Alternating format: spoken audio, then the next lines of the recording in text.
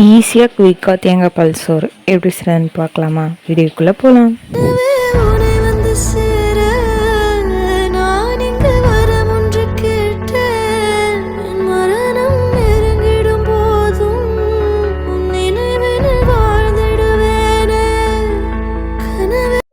அரைப்படி சமைக்கிற அளவுக்கு ஒரு பாத்திரம் வச்சு கிராம்பு, ஏலக்காய், பட்டை நல்லா பொரியிற அளவுக்கு வெயிட் பண்ணலாம். வெங்காயம் 3-4 சின்னதாக, ரொம்ப பெரிய வெங்காயமாக இல்லை, சின்னதாக 4 வெங்காயம் எடுத்திருக்கேன். நான் இன்றைக்கி எடுத்திருக்கிறது அரைப்படி அளவு அரிசி எடுத்திருக்கேன்.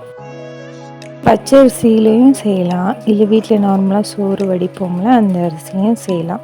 நான் இன்றைக்கி எடுத்திருக்கிறது நார்மலாக வீட்டில் எப்போதும் ஆக்குற அரிசி தான் எடுத்திருக்கேன். எனக்கு வீட்டில் சுகர் பேஷண்ட்ஸ்லாம் இருக்கிறதுனால எல்லோரும் பச்சரிசி அவங்களுக்கெல்லாம் ஒத்துக்காதில்ல, அதனால தான். இப்போது வெங்காயம் வதங்குறதுக்கு தேவையான அளவு உப்பு போட்டுக்கலாம். இப்போது நல்லா வெங்காயம் நல்லா வதங்கட்டும், நல்லா வதங்கணும், அவ்வளோதான். கோல்டன் ப்ரௌனாக சேஞ்ச் ஆகணுங்கிறதெல்லாம் இல்லை. இஞ்சி பூண்டு 2 ஸ்பூன் அளவு ஆட் பண்ணியிருக்கேன். இப்போது இஞ்சி பூண்டோட பச்சை ஸ்மெல் போகிற அளவுக்கு வதக்கிட்டு நம்ம தேங்காய் பால் ஆட் பண்ண வேண்டியதான். தேங்காய் பால் இப்போது அரைப்படி அரிசிக்கு நான் 1 முடியிலேருந்து 1.5 முடி, ஒரு தேங்காயில் 3/4 தேங்காய் எடுத்திருக்கிறேன் நான். ரொம்ப திக்கான தேங்காய் பால் தான் வேணுங்கிறதெல்லாம் இல்லை. தேங்காய் பால் எந்த அளவுக்கு நம்மளுக்கு வருமோ அந்த அளவுக்கு நம்ம தேங்காய் பால் எடுத்துக்கலாம். டவுன் பட்டை இலை இருக்குல்ல, ரம்ப இலை, அது கொத்தமல்லி நல்லா போட்டு வதக்கிக்கலாம். வீட்டில் சின்ன பசங்களுக்கெல்லாம் பிரியாணி, பலவு சோறு, தேங்காய் பால் சோறு இந்த மாதிரி இதுன்னு சொன்னாக்கா நல்லா விரும்பி சாப்பிடுவாங்க. நார்மலாக சாப்பாடு வடித்து சாப்பிட்றதோட இந்த சாப்பாடு கொஞ்சம் எக்ஸ்ட்ராவாக சாப்பிடுவாங்க. அதனால தான் இந்த மாதிரி நம்ம ட்ரை பண்ணுறோம். இப்போ நல்லா வதங்கிடுச்சு. இப்போது நம்ம தேங்காய் பால், நான் அரைப்படி அரிசி எடுத்துக்கன்னு சொன்னேன்னா படியால் அரைப்படி எடுத்துருக்கேன். இப்போ 2.5 கப்பு நான் ஊற்றுறேன் பாருங்கள். பச்சை அரிசினாக்கா 1க்கு 2 அளவு தண்ணி எடுப்போம். புழுங்கல் அரிசினாக்கா 1க்கு 2.5 கப்பு தண்ணி எடுக்கணும். எந்த கப்பால் நம்ம அளக்குறோமோ அந்த கப்பால் 2.5 கப் தண்ணி. தேங்காய் பால் இப்போ அந்த அளவுக்கு நம்ம ஆட் பண்ணியிருக்கோம். தேங்காய் பால் ரொம்ப கொதிக்கும் போதுன்னு இல்லை, லைட்டாக ரசம் கொதிக்கிற மாதிரி பொங்கி வரும்போதே நம்ம அரிசி ஆட் பண்ண வேண்டியதான். இப்போ அரிசி ஆட் பண்ணிகிட்டு இருக்கோம் பாருங்கள். நெய் 1 ஸ்பூன் இல்லை 1.5 ஸ்பூன் சேர்த்தா போதும், ரொம்ப நெய் தேவையில்லை.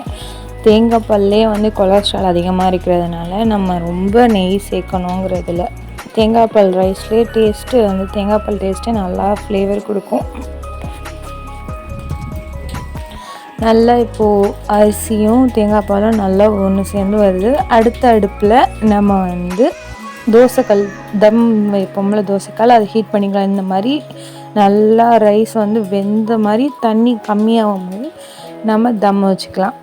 தம் வைக்கிறது பழைய தோசைக்கல்லை ஹீட் பண்ணிவிட்டு இந்த பாத்திரத்தை அது மேலே வச்சு வெயிட்டுக்கு தண்ணி வச்சிட்டோன்னு சொன்னாக்கா ஈஸியாக குக் ஆகிடும். ஒரு 15 மினிட்ஸ்லேருந்து 10 மினிட்ஸ் மீடியம் ஃப்ளேம்லேயே வச்சோம்னாக்கா, சிம்பிள்லேயே இருந்துச்சுனாக்கா வெந்துடும். இப்போ பாருங்கள், இப்போது 10 மினிட்ஸ் கழிச்சு ஓப்பன் பண்ணியிருக்கோம். நல்லா குக் ஆகிருக்கான்னு பார்த்துட்டு ஒரு பரட்டிட்டு ஒரு 5 மினிட்ஸ் நம்ம வச்சிட்டோம்னாக்கா அதான் 10 மினிட்ஸ்லேருந்து 15 மினிட்ஸ்க்குள்ளே இது குக் ஆகிரும்.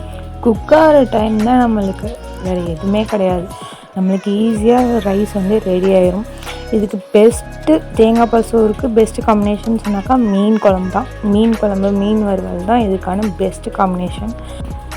இப்போ ரைஸ் ரெடி ஆகிட்டு நம்ம சாப்பிட வேண்டியதான். இலையை போட்டு தேங்காய் பால் சோறு கொதிக்க வச்சு மீன் குழம்பை ஊற்றி மாம்பழம், வறுத்த மீன்லாம் வச்சு சாப்பிடும் போது அவ்வளோ டேஸ்ட்டாக இருக்கும். நீங்களும் உங்கள் வீட்லேயும் நீங்களும் ட்ரை பண்ணி பாருங்கள்.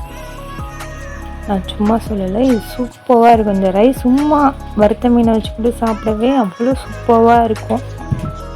வறுத்த மீன், சோறு எல்லாமே மீனெல்லாம் வச்சு மாங்காய் வச்சு சாப்பிடும் போது அவ்வளோ சூப்பராக இருக்கும். என்னோடய வீடியோ எல்லாருமே பார்க்குறீங்க, ஆனால் சப்ஸ்கிரைப் பண்ண மாட்டேறீங்க. சப்ஸ்கிரைப் பண்ணிட்டு பாருங்கள், அப்போ தான் என்னோடய வீடியோவோட நோட்டிஃபிகேஷன் உடனே உங்களுக்கு வரும். தேங்க்யூ, பாய்.